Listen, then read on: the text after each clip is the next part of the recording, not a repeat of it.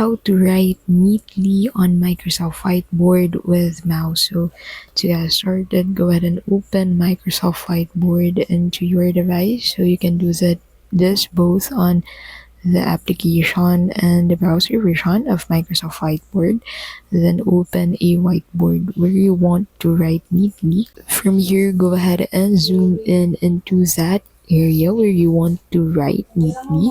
So go ahead and zoom this in and then click on this hand icon to move into that section, and then click on settings at the top right of your screen, and then click on format background. Set this to graph or wide row to be able to easily trace out the lines on your whiteboard. So as you can see, using this format, I can easily write my signature neatly on the whiteboard. This is also helpful if you want to write down on your whiteboard using your mouse neatly, if you do prefer to write down notes during meetings. And that is how you can basically write neatly on Microsoft Whiteboard with mouse. If this was helpful, please don't forget to give this video a like and subscribe for more videos like this.